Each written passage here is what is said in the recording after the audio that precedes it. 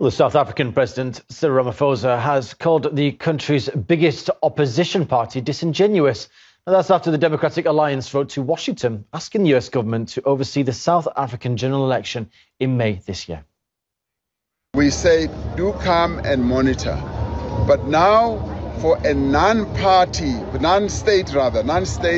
entity to do something like that, it's basically saying we are mortgaging our democracy to other parts. It doesn't matter to me who those are. We deal with regional organizations, continental organizations, and global organizations, and we invite them. So we think it's quite disingenuous, and there seems to be another agenda that underpins that.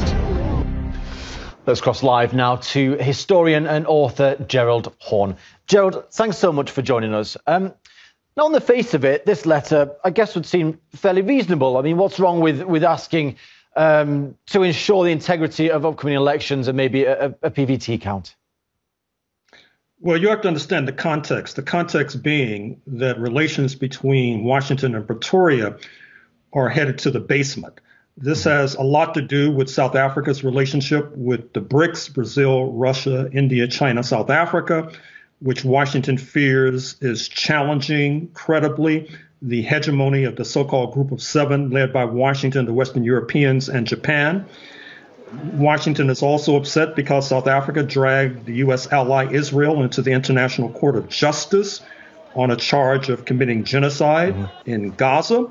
Washington is concerned that it will be joined in this lawsuit as an aider and abettor. Similarly, in Washington, the U.S. Congress is threatening certain trade privileges and exemptions that South Africa enjoys under the Africa Growth and Opportunity Act, which is incensing Pretoria. And then you have to look at the wider regional context. That is to say, because of this downturn in Washington-Pretoria relations, there might be a silver lining in the cloud, because Washington is now trying to improve relations with South Africa's neighbors unavoidably to gain leverage against South Africa. I'm speaking to the trip to Angola a few months ago by U.S. Secretary of State Anthony Blinken. Recall that in the 1970s, the United States collaborated with apartheid South Africa to block Angolan independence, and it took the dispatching of Cuban troops to that country to repel that apartheid invasion. Just a few days ago, Washington moved to lessen sanctions against Zimbabwe, the immediate northern neighbor of South Africa.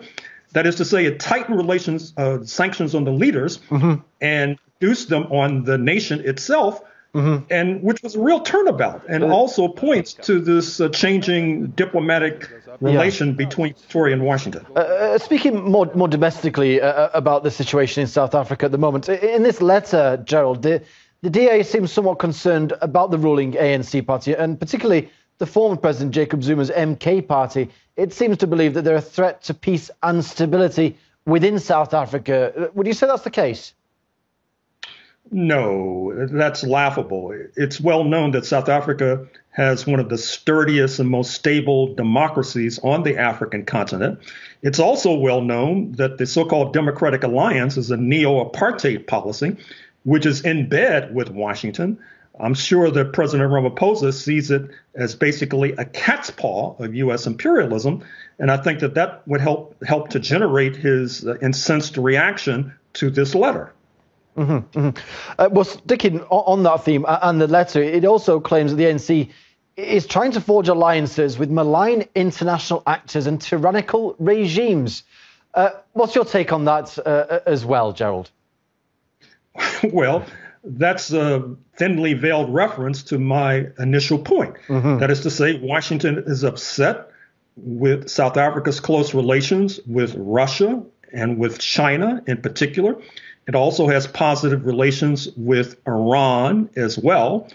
All three of those nations are in the bad books of Washington, and Washington would like Pretoria to emulate it, which of course is not going to happen. And finally, Gerald, this is obviously the second appeal. There was another letter signed by a number of parties back in February. I can assume that maybe they didn't get a response, hence they've sent this one to the State Department. How do you think Western governments will respond to this, if indeed they do?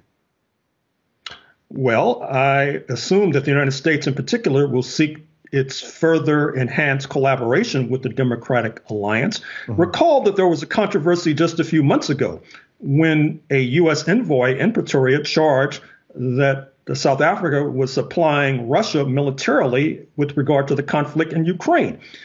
Washington had to back down from that allegation. But once again, it's a signal. It's an indication of the downturn in relations between South Africa and the United States of America. Mm-hmm.